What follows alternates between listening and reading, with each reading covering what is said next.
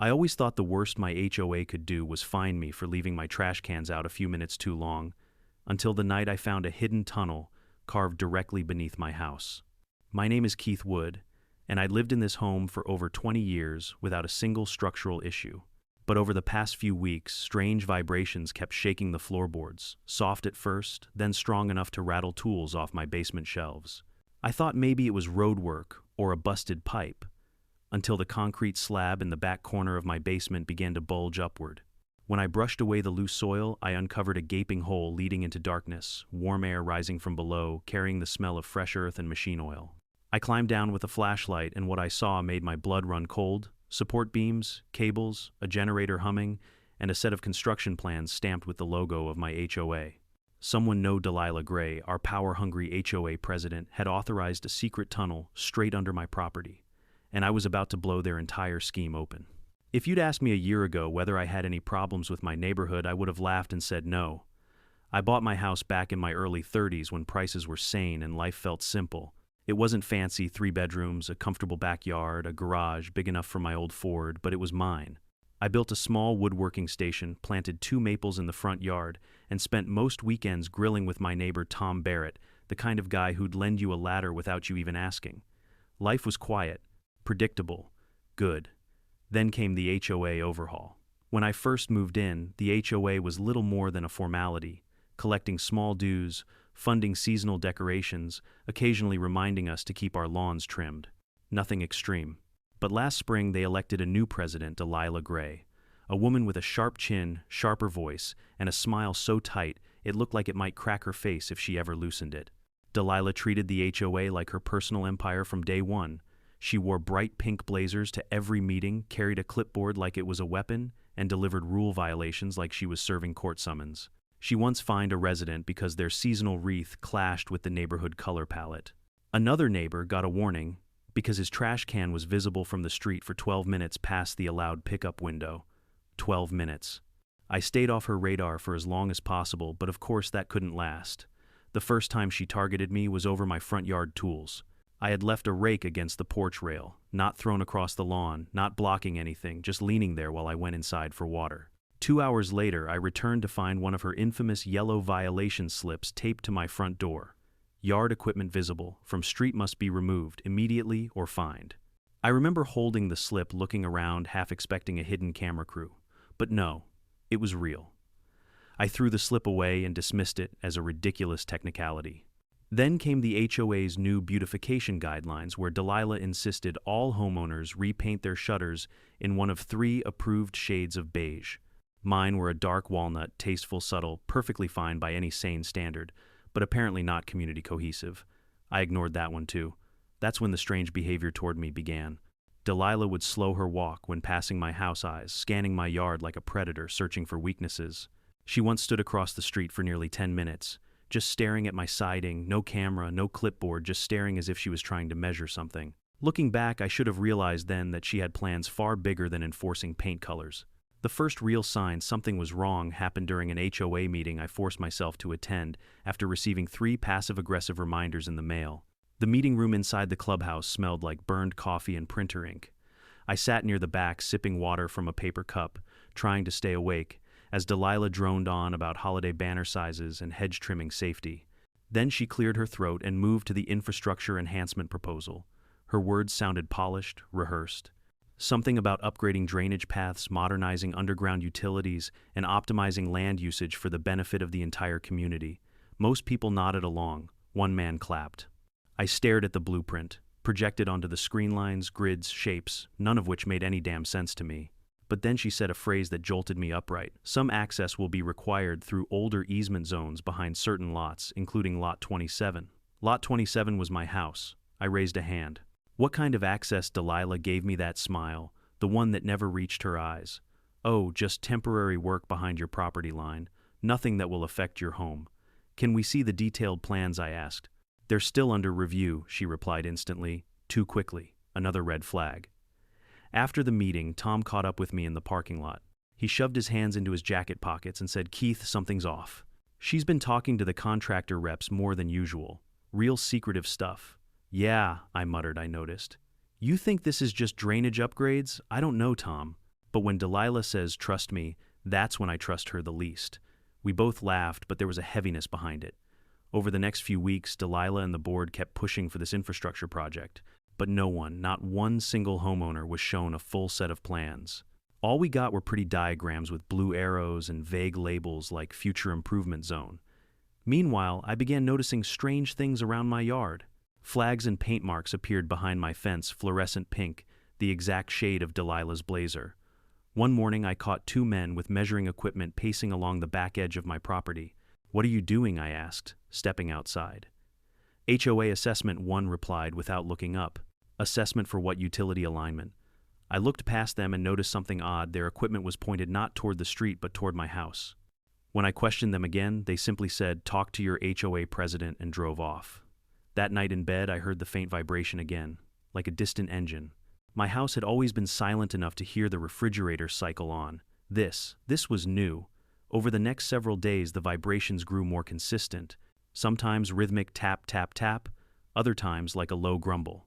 The first crack appeared in the basement wall near the foundation seam. Hairline at first. The next day it was twice as long. Dust began collecting in small piles under the crack, a sign something was shifting beneath the concrete. I tried ignoring it, told myself it was settling. Old houses do that right. But then HOA sent me a letter, a thick envelope, instead of the usual flimsy one.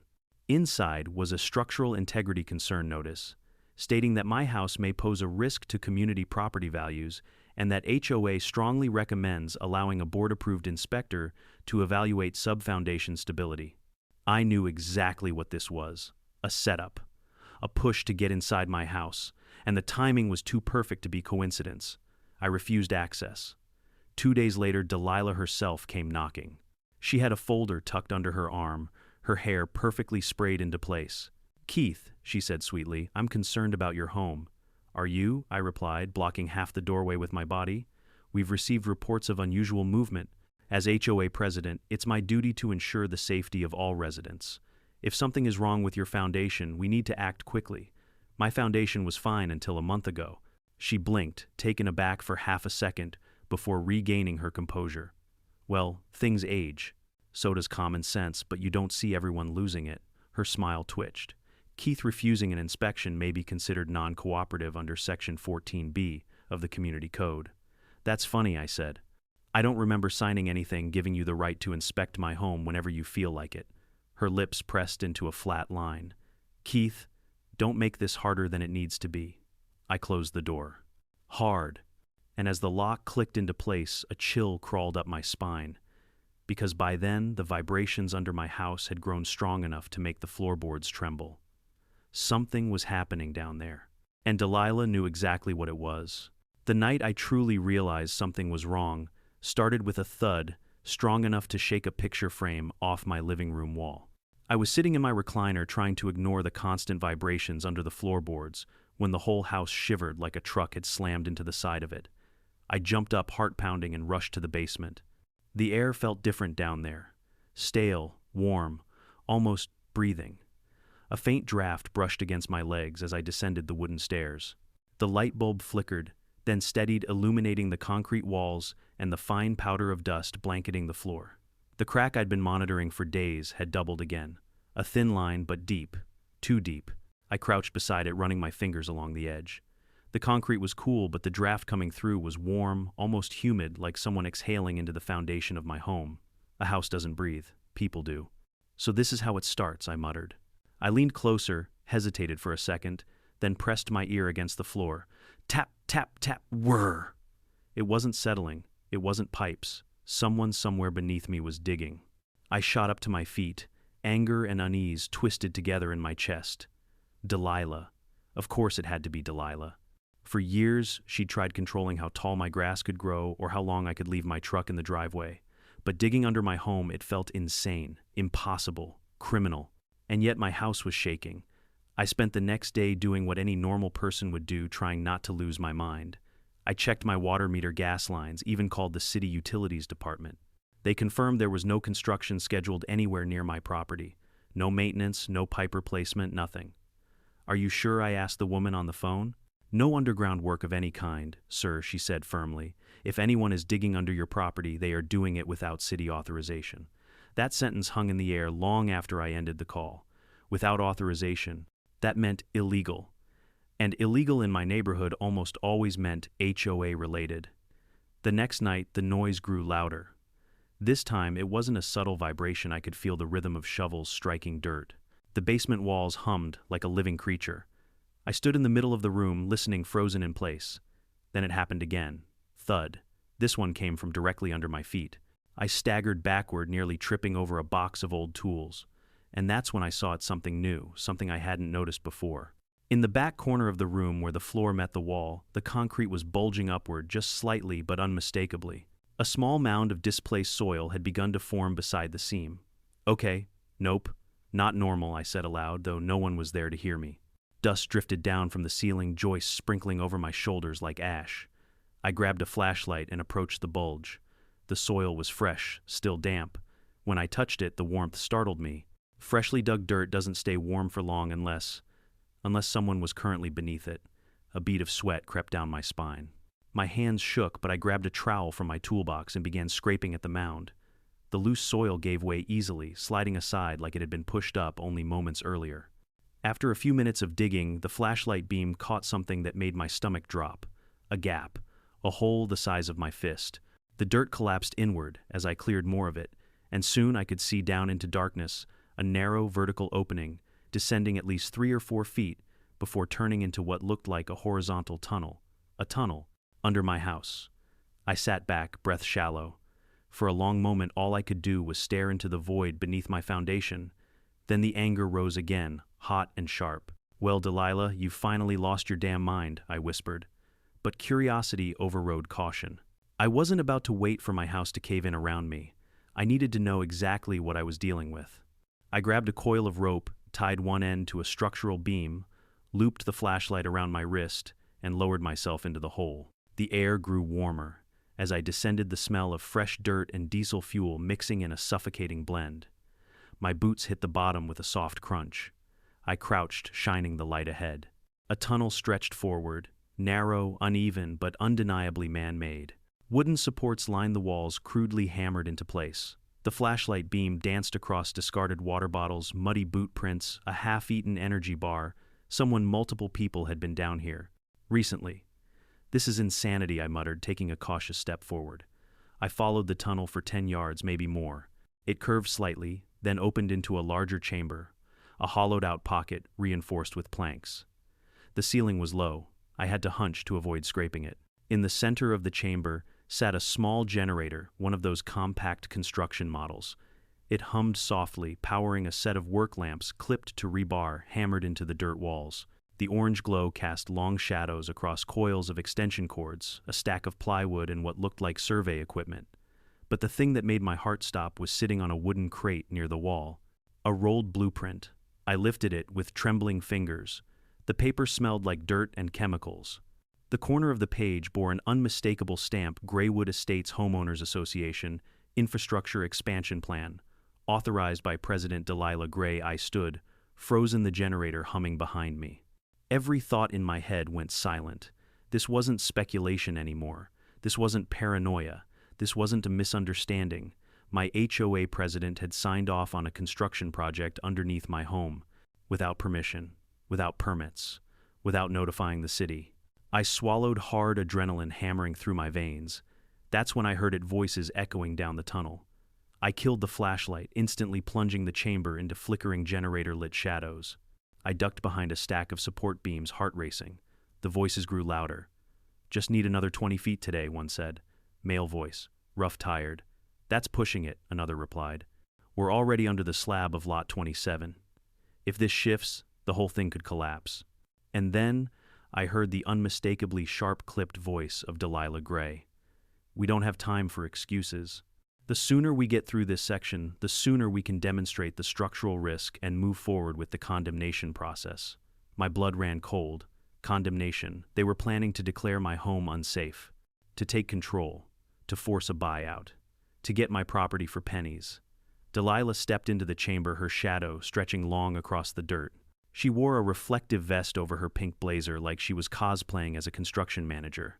"Just finish this phase," she ordered. Once the city inspector sees the stress fractures, she stopped. The blueprint was no longer where she'd left it. Someone had moved it. Someone had been here. Her flashlight beam swept the chamber. My heartbeat thundered in my ears. Then, with one wrong breath, one tiny shift of my boot on the dirt floor, a pebble rolled. Delilah's head snapped toward my hiding spot. "Who's there?" she barked. Her voice bounced off the walls, echoing straight through my chest. I knew then whatever happened next would change everything. I held my breath so tightly my chest ached. The chamber fell into a thick, heavy silence, just the hum of the generator, the flutter of loose dust drifting through the air, and Delilah Gray's sharp voice slicing through the darkness. "Richard," she whispered harshly. "Check that corner." Richard Hayes, the civil engineer hired by the HOA, hesitated. I could hear the tremble in his voice. "Delilah, if someone's down here, this is..." Now she snapped. His boots crunched against the dirt as he moved closer to the stack of wooden beams I was hiding behind. I crawled backward as quietly as I could, my palms slipping on gritty soil. There was nowhere to go, just one tunnel leading back under my house, and Richard standing between me and it. If he saw me, they would corner me down here with no witnesses, no escape, and a whole unstable tunnel that could collapse with one wrong move. The beam of Richard's flashlight swept across the chamber. Its glow washed over the generator, the support braces, the hanging tools, then slipped dangerously close to my face, before skimming past my boot by less than an inch. "Nothing here," he said shakily. "Probably just a stone falling." Delilah didn't sound convinced. "Someone's been in this chamber, Richard. Someone moved my plans." Well, maybe one of the crew, no." Her voice hardened like concrete. "No one touches project documents." I made that abundantly clear. She walked toward the far wall, heels sinking into the dirt, and grabbed the blueprint tube I'd set back down. She unrolled it violently, scanning the edges. These weren't curled like this before. Richard sighed. "Delilah, seriously, you're tracking paper curl now. We need to slow down. The stress meters were already spiking this morning. If we keep excavating..." She whirled on him. "We proceed," she hissed. "We need visible damage. We need city inspectors to see the cracks. And we need it soon before Keith Wood realizes." She stopped again. Her words echoed around us. They were expecting me to eventually suspect something, but they didn't know I was already in the room. My pulse hammered so loud I was terrified she'd hear it. My fingers wrapped around the handle of a metal level resting on the ground beside me, clumsy as a weapon but better than nothing. Richard scrubbed a hand across his face. "Delilah, I'm telling you this is illegal on every level imaginable. We have no permit, we falsified consent forms, and we're under someone's home. If this goes bad, it's prison time." She stepped closer to him, lowering her voice into a venomous whisper. "That's exactly why you're not backing out. You're in this now. So pick up your equipment and let's get this done." He didn't respond. I could feel the shift in the room, the tension, the fear, the resentment from Richard, the desperation from Delilah. This wasn't just overreach. It was a full-blown criminal conspiracy. I needed to get out. Now. As their argument continued, I slid along the dirt floor, inching toward the tunnel leading back under my house. Richard's flashlight beam passed over the chamber again, and I ducked, low heart slamming against my ribs. "Fine," he muttered. "But we're reinforcing the north brace before digging another inch. The readings are bad. The soil composition is unstable." Delilah scoffed. "My uncle built a wine cellar under his house without half this fuss." "This isn't a wine cellar, Delilah. This is a 40-foot unauthorized excavation." I kept crawling backward until my hand brushed the rope I'd anchored above. Almost there. Then the worst happened. A clump of dirt slid under my knee and tumbled down the slight incline toward them, pattering like rainfall. Delilah spun around instantly. "There, someone is definitely down here." Richard swung the flashlight in my direction. The beam landed on dirt at first, then on the rope, then right on me. For one frozen heartbeat, we simply stared at each other, three people in a half-built underground cavern, all equally shocked for different reasons. Keith Wood, supposed to be helpless homeowner.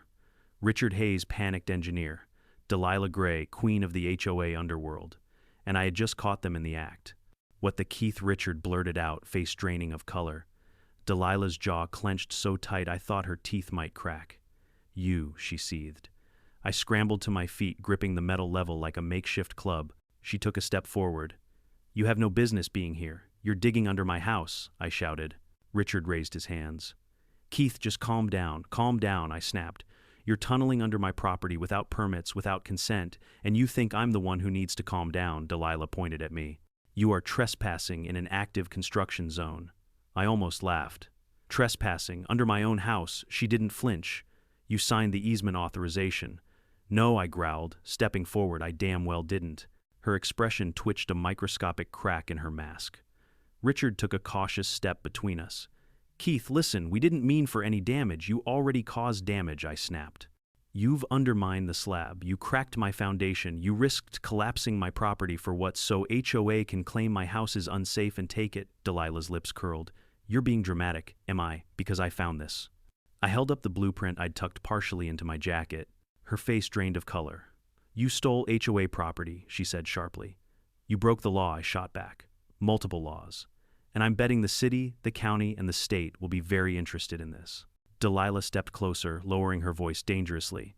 Keith, think carefully about what you're doing. Oh, I have, I said.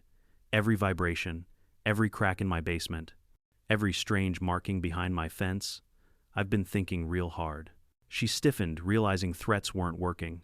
If you expose this, you'll create chaos for the entire community. I scoffed. You mean, expose what you did to the community? Richard looked between us helplessly. Delilah, let him quiet, she snapped. That was the moment I realized she was cornered, not physically but strategically. I had her blueprint. I had her caught underground. I had her acknowledging the project existed. She had no way to spin this cleanly. So she reached for the only weapon she had left. Keith, she said through clenched teeth, if you walk out of here, you will regret it. The threat hung in the air, heavy as the soil above us. I took a step back toward the rope. Funny. That's exactly what I was planning to tell you. Then I turned, grabbed the rope, and climbed upward with every ounce of strength I had left. Richard shouted something. Delilah screamed my name, but I didn't stop. I scrambled up the shaft, dirt collapsing under my boots, flashlight bouncing wildly from my wrist. My hands clawed at the basement floor edge before I finally hauled myself out. I collapsed onto the concrete, gasping, covered in dirt and sweat. Below me, I could hear Delilah shrieking orders. Block that entrance, seal it, now he cannot leave with those documents. But I wasn't sticking around. I staggered to my feet, wiped the dirt from my eyes, and sprinted up the stairs into my living room. My hands shook as I locked the basement door, then jammed a chair under the handle for good measure, even though I knew the underground entrance was the only way in or out. I leaned against the wall, catching my breath. My HOA president had been caught red-handed building a secret tunnel under my house. And now, she knew I knew. The war had officially begun. When the adrenaline began to settle and my heartbeat stopped slamming against my ribs, the reality of what just happened crashed down on me like a collapsing wall of bricks. My HOA president, Delilah Gray, was somewhere underneath my home at that very moment, screaming orders to her engineer to seal a secret tunnel they dug illegally. And I'd walked out with physical evidence of their entire operation. I wasn't just dealing with a petty HOA dispute anymore. This was criminal, dangerous, and deeply personal. I paced my living room, dirt falling from my clothes in clumps. My palms were shaking so badly I almost dropped the blueprint. I forced myself to stop and breathe, leaning on the dining table as I unrolled the plans again. Stamped in the corner, Graywood Estates Homeowners Association. Phase 2, Expansion Blueprint. Signed President Delilah Gray. There were diagrams showing the existing structures proposed, utility corridors, and access shafts, none of which were anywhere near permitted or legal. And the most damning part was a handwritten note in the margin: Lot 27 sub-foundation weak in areas, easier to influence inspector's report. Influence. Inspector. Weak. They wanted my house to fail. They wanted my home condemned, so the HOA could wrap the land into their amenities expansion plan. They'd probably turn my backyard into a dog park or a walking trail and brag that it was for community improvement. No, not on my watch. I grabbed my phone and did the first smart thing I could think of. I called Tom Barrett. He answered on the second ring. Keith, it's almost 10. Everything okay? No, I said, still breathless. I need you, now, and bring your camera. What happened I'll explain when you get here. The less said over the phone, the better. Tom lived 4 houses down and showed up in under 2 minutes wearing a hoodie and holding the largest flashlight I'd ever seen. When I opened the door, his eyes widened. Jesus, Keith, you look like you crawled out of a grave. Close enough. I locked the door behind him and pulled him into the kitchen where I rolled out the blueprint across the counter. His face went pale. What am I looking at? You're looking at why my house has been shaking for weeks." He stared at the maze of lines, arrows, and measurements. "They dug under your house, and they're still down there." A long, horrified silence stretched between us. Tom finally whispered, "Keith, this is insane. That's one word for it. Call the police." "I will, but I need evidence they can't explain away. They'll try to spin it. Say I misinterpreted. Say I stole HOA documents." "You did steal HOA documents." I gave him a sharp look. "I recovered stolen property they hid under my house." He nodded. "Fair. And I need city inspectors to see the tunnel before Delilah manages to bury the entrance or claim it never existed." Tom rubbed his forehead. "Okay, so what's the plan?" "Step 1. We document every inch of this basement." Truthfully, I didn't know what step 2 or 3 were yet, but I knew step 1 was crucial. We went downstairs, me leading the way with a flashlight, Tom carrying his phone and a small GoPro he used for hiking. The moment he saw the bulging concrete and the exposed hole, he cursed under his breath. "Oh my God, Keith." "Yeah." We spent nearly half an hour recording every angle, cracks in the walls, soil displacement, drill marks, bits of machinery that had been left behind. Tom crawled close to the hole and held his phone down, filming the tunnel's sloping descent. "I can't believe this is happening," he whispered. "They're absolutely screwed." "Not yet," I muttered. "Not until we make sure they can't hide any of it." The sound of distant shouting suddenly echoed up the tunnel. We both froze. Tom whispered, "Are they still down there?" "Yep, and they're trying to cover their tracks." The muffled voices were frantic, angry, strained. I heard Delilah bark something like, "Hurry, reinforce that side," followed by Richard yelling, "This soil is unstable, stop rushing me, let's get back upstairs," I said quietly. "Before they try something stupid." We climbed back up and shut the basement door again. "Now what?" Tom asked. "I call a structural engineer. Tonight, yes. Actually, right now." I searched online for emergency foundation inspection services, found one with 24/7 availability, and dialed. A tired-sounding man named Greg Saunders picked up. I explained very briefly that I suspected severe foundation instability. He said, "Cracks expanding quickly, vibration, soil movement, all of it. I'll be there within an hour."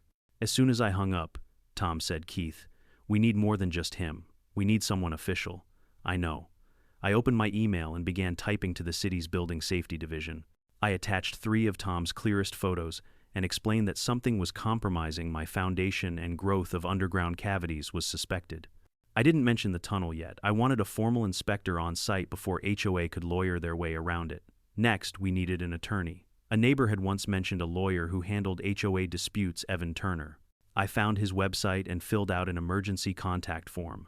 Then I wrote, "This is not a typical HOA dispute. This is a structural endangerment and possible criminal matter. Contact me as soon as possible." When I hit send, Tom let out a breath. "You're serious about this?" "Tom, they tried to collapse my house. I'm dead serious." Within 20 minutes, headlights pulled into my driveway. Greg, the structural engineer. He stepped out carrying a hard case of equipment. A tall, slightly balding man in his 50s with deep-set eyes that looked like they'd seen too many basements at 3 a.m. "You, Keith?" he asked. "Yes. Show me." I brought him inside and Tom followed. When Greg saw the basement, he didn't so much gasp as exhale like a man who'd just discovered a gas leak under a daycare. "Jesus," he muttered. "This is bad. This is very bad." He set up sensors, scanned the floor, took photos, measured vibration. He knelt beside the bulge in the slab, touching the warm soil with gloved fingers.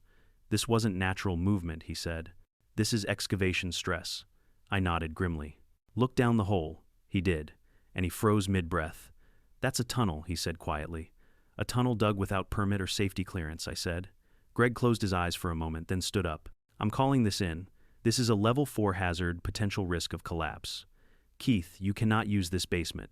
You should avoid walking over this area on the ground floor if possible. The soil load is inconsistent." Tom looked at me, face pale. Greg kept going. "I'll file the mandatory report with the city after I leave. They will send inspectors within the next 24-48 hours. Possibly sooner." That was exactly what I needed. But before Greg left, something unexpected happened. As he was packing up, he suddenly cocked his head. "Did you hear that?" he asked. We all went silent. At first nothing. Then clank, clank, thud, the unmistakable sound of tools being used underneath my house. Greg stared at me. "There are people down there." "Yes," I said. "My HOA." His jaw tightened. Then this is worse than I thought. If they're altering the cavity while I'm taking readings, they're endangering the entire load distribution. I hope they understand they're risking lives. They don't care, I said. But they will. Greg left after issuing strict instructions: stay upstairs, avoid the basement, and expect city inspectors very soon. Tom sat with me at the kitchen table afterward. Both of us exhausted, both of us reeling. You just declared war on the HOA, he said. No, I corrected. They declared war on me when they started digging under my house. He nodded slowly. So what's next? I looked at the blueprint, at the cracks, at the basement door, and I answered. Next, I make sure Delilah Gray never abuses power in this neighborhood again. Sleep became impossible that night. Every time the house creaked, every time a distant vibration whispered through the floorboards, I jolted awake. I kept imagining the tunnel suddenly collapsing, the slab giving way, the entire house folding inward like a cardboard box. But beneath that, fear was something colder, sharper, anger. Delilah Gray hadn't just trespassed under my home. She'd gambled with my safety. She'd gambled with my property, my security, my life. And she thought she could get away with all of it behind the shiny shield of an HOA title. Not anymore. By morning, the blueprint was neatly rolled and secured in a fireproof document bag. The videos and photos Tom and I took were backed up on 2 drives and a cloud folder under a disguised name. I wasn't giving Delilah any chance to bury this literally or figuratively. Around 8 a.m., there was a knock on my door. For a split second, I feared it was Delilah ready to unleash hell, but when I looked through the peephole, I exhaled with relief. It was Evan Turner, the HOA lawyer I'd contacted the night before. Tall, mid-40s, sharp suit, and the look of a man who spent his life dissecting fine print like it owed him money. When I opened the door, he gave one glance at my stressed face and nodded knowingly. "You're Keith," he said, "and I'm guessing this isn't a routine fence height violation." I stepped aside. "You have no idea." He set his leather briefcase down at the kitchen table and folded his hands. "Explain everything from the beginning." So I did. Every detail. The vibrations, the cracks, the tunnel, the chamber, Richard's objections, Delilah's threats, the blueprint, the noise under the basement, Greg's emergency assessment. Evan listened without interrupting once, though his eyebrows lifted significantly when I got to the part about Delilah forging the easement consent form I'd never signed. When I finished, he leaned back in his chair and exhaled. "Keith, this is a full-blown catastrophe. For them, good," I muttered. He opened his briefcase, pulled out a legal pad, and began listing items with quick, controlled strokes. "We have criminal trespass, fraud, forgery, unlicensed excavation, endangerment, structural sabotage, violation of building codes, possibly extortion depending on her intent with this condemnation scheme. There's also insanity," I added. "Does that count legally?" He cracked the smallest smile. "Not in the courts, but it will help your case." He then pulled out a thick binder titled State HOA Statutes and Regulatory Obligations. "HOAs have power, Keith," he said, flipping pages. "But they also have strict boundaries. Digging under a private home without explicit consent or municipal permit, that crosses more lines than I can count. I want them held accountable," I said firmly. "All of them." "When we're done," he replied, "Delilah will wish she'd never run for HOA president." Evan paused before asking, "Has the city inspector contacted you yet?" "Not yet. They will. Greg's report is considered urgent." Right on cue, my phone buzzed. A city number. I answered instantly. "Mr. Wood, this is Inspector Matthew Cole from the Building Safety Division. We received an emergency structural alert regarding your property." "Yes, sir. We'll be on site within the next 2 hours. Do not enter the basement until then." "I won't." After I hung up, Evan looked at me carefully. "Okay, this is how we play it." He then laid out a plan so methodical and sharp that any HOA board would shiver if they heard it. Step 1. Let the city document the tunnel as an official hazard. Step 2. Do not engage Delilah directly no matter what she says or threatens. Step 3. Preserve all evidence and avoid letting anyone from the HOA onto my property. Step 4. File a civil injunction to freeze all HOA construction activity. Step 5. Initiate a forensic document analysis on the forged easement form. Step 6. Prepare for a lawsuit that would not only bring down Delilah but also any board member who voted for the excavation project. I nodded through each step, feeling something I hadn't felt in days. Control. A little after 10 a.m., 2 city vehicles pulled into my driveway. Inspector Cole stepped out mid-50 seconds, intense eyes, clipboard ready, and behind him a younger assistant carrying a digital scanner. Mr. Wood, Cole said, shaking my hand. I understand we have a serious issue. More than serious, I replied. Follow me. Evan remained by my side as we led them down to the basement.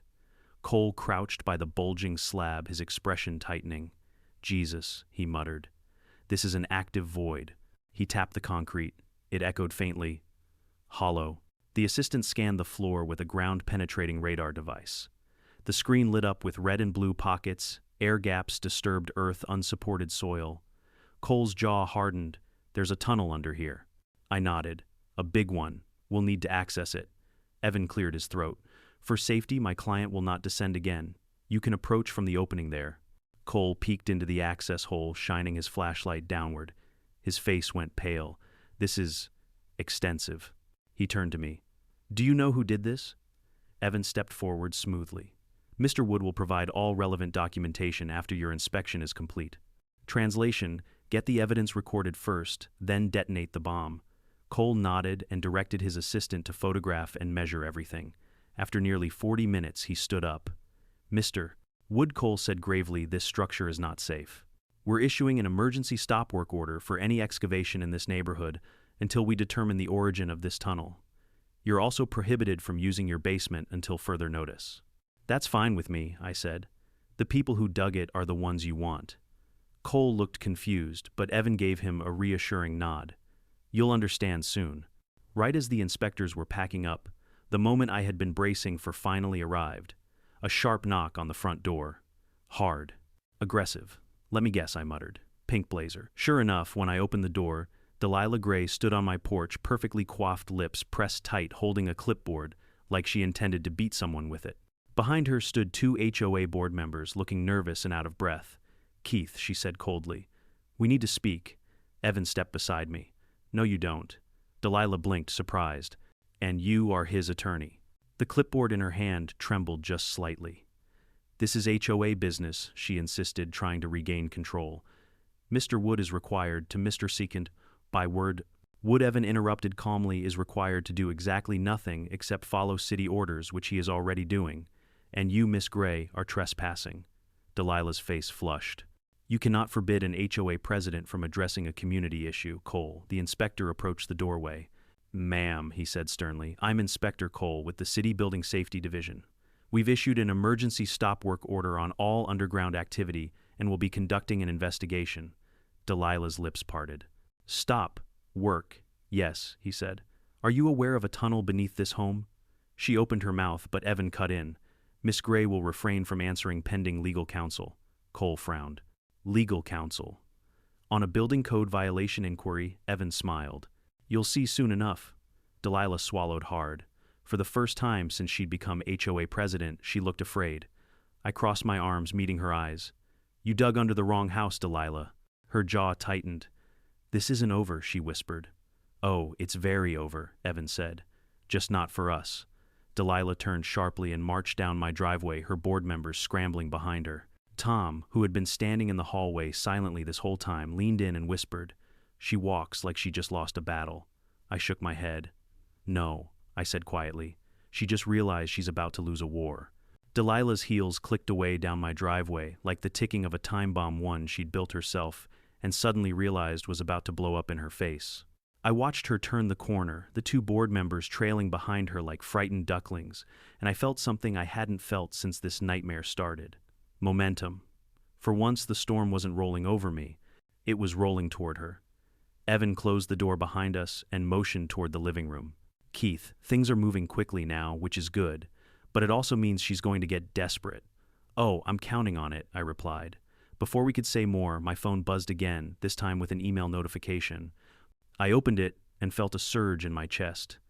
It's the inspector's preliminary report, I said. Already, Evan leaned over my shoulder to read. The document contained photographs, soil, void analyses, radar scans, structural hazard warnings, and a recommendation for immediate investigation into unauthorized excavation by unknown parties. Unknown parties for now. Evan tapped the screen. This is perfect. It's not the final report, but this is enough for an injunction. He grabbed his briefcase. I'll head to the courthouse and file it. They'll freeze every HOA construction project immediately. Even the ones above ground, especially the ones above ground, he answered. If Delilah had any other scheme cooking, she's about to find out her entire operation is on ice. He paused at the door. Stay put. Don't speak to the HOA. Don't answer any letters or emails from them. And lock your doors. Will do. After Evan drove off, the quiet inside my house felt different. Not the uneasy silence from the night before, but the heavy calm before someone swings a gavel and changes everything. Tom poked his head into the living room. He'd stayed to help me process everything. What now? He asked. Now I said we wait for Delilah to make her next mistake. He chuckled. That won't take long. He was right. It took 43 minutes. There was a sudden pounding on my front door, 3 loud bangs followed by the grating voice of a woman whose ego had been bruised for the first time in years. Keith Wood, open this door right now. Tom raised an eyebrow. She came back. That didn't take long at all. I peeked through the blinds and nearly laughed. Delilah was standing there with 3 more HOA board members, one holding a stack of documents like they were about to serve me royal decrees. I didn't open the door. Instead, I cracked a window 2 inches. You're trespassing on my property again, I called out. Leave. You cannot refuse an HOA compliance review, she shouted. I can when the HOA is under investigation. The board members turned to look at her. She snapped at them to face forward. Keith, she hissed, lowering her voice. If you don't cooperate, I will have no choice but to. To what I asked sharply. Dig a second tunnel. She froze. The board members stared at her with growing horror. You told me it was a service corridor, stammered one of them. A tall man named Stewart who always avoided eye contact at community meetings. Delilah whipped around to silence him, but it was too late. Another board member, Linda, stepped forward holding her clipboard like a shield. Delilah, please tell me you didn't authorize excavation under someone's private home without their consent. Delilah's face twitched. It was strategic planning, Linda snapped. You forged the expansion vote, didn't you? Her voice cracked, devastated. You told us the vote was unanimous. You said every homeowner agreed. Tom whispered behind me. Looks like the board's cracking.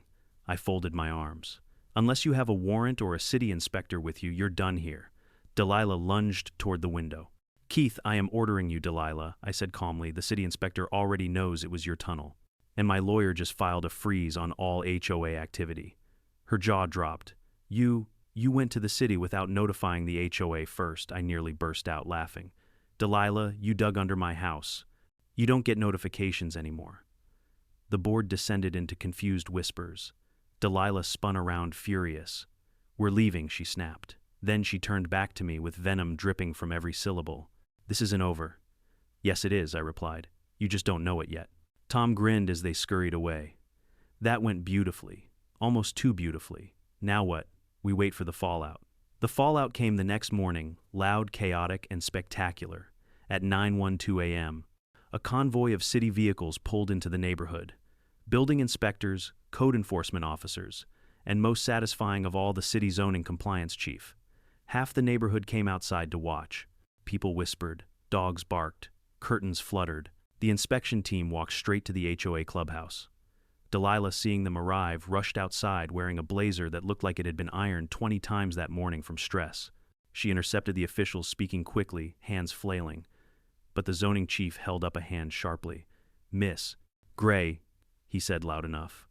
For half the block to hear, we need access to the HOA records, excavation plans, and board vote documentation regarding recent underground activities. You could practically hear the sound of her soul leaving her body. There must be some misunderstanding, she tried. There is no misunderstanding, the chief replied firmly. You are under investigation for unpermitted excavation, structural endangerment, and possible land use violations. Neighbors gasped. Someone actually cheered. Tom nudged me. I'll give you $100 if she faints. She didn't faint, but she came close. She shook her head repeatedly. We weren't digging anything. At that moment, Inspector Cole walked up holding the preliminary report. It was traced to HOA equipment and materials. We have photographic evidence. The board members behind Delilah looked horrified. Stewart whispered, She lied to us. Linda covered her mouth, tears forming. The zoning chief continued, Miss Gray, if you cannot present the permits required for such activity, you may be personally liable. Delilah's face twisted into a desperate snarl. And then she made the biggest mistake of her life. She yelled loud enough for the entire neighborhood to hear, Fine, yes, I ordered the tunnel, but it was for the good of the community. A dead silence washed over the crowd. She realized what she had said 1 second too late. The zoning chief blinked slowly. Thank you. That confession will be added to the case file. Tom almost fell over from trying not to laugh. I didn't bother holding it in. I let out a breath that was half relief, half triumph. Delilah stumbled back, trembling. You tricked me. No, I said calmly. You did that all by yourself. Within minutes, investigators entered the HOA office and began confiscating boxes of documents. Reporters arrived soon after, alerted by someone who apparently had sent them tips the night before. I'll neither confirm nor deny who that someone was.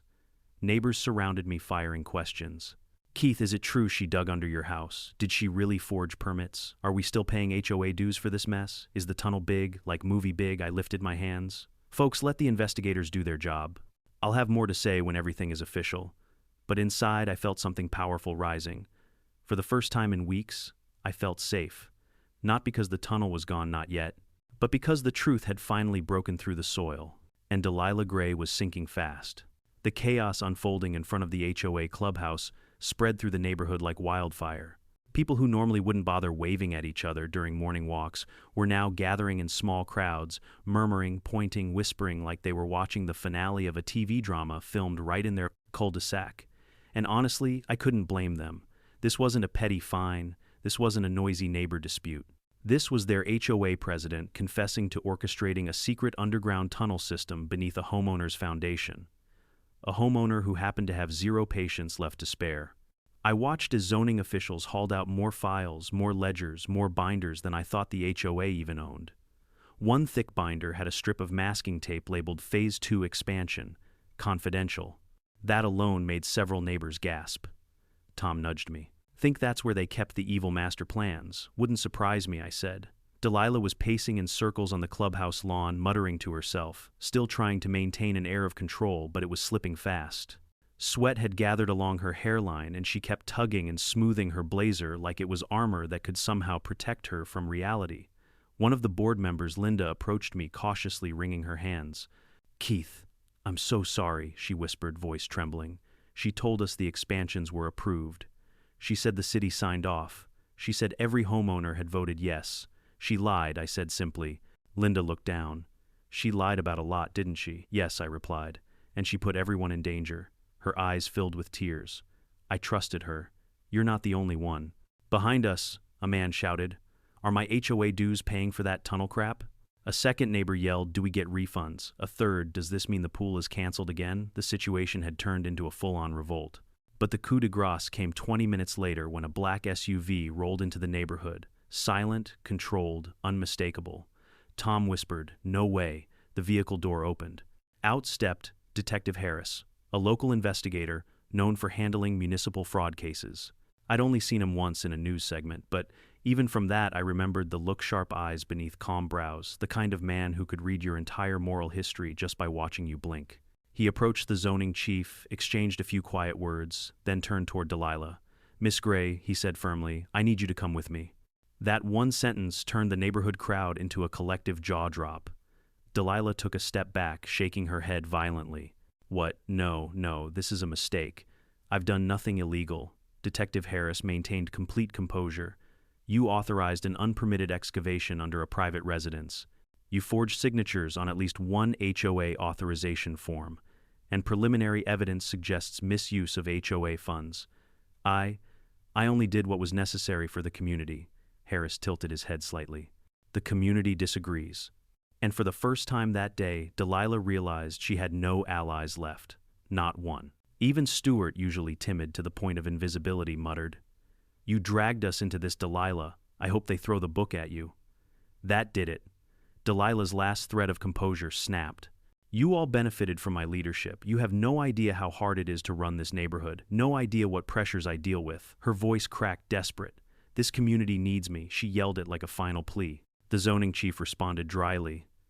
The community seems to disagree. And with that, Harris escorted her toward the SUV. She didn't fight, just trembled, still shaking her head in denial. As she passed me, her eyes narrowed, rage swirling beneath the panic. This is your fault, she whispered. I leaned in slightly. No, Delilah, this is yours.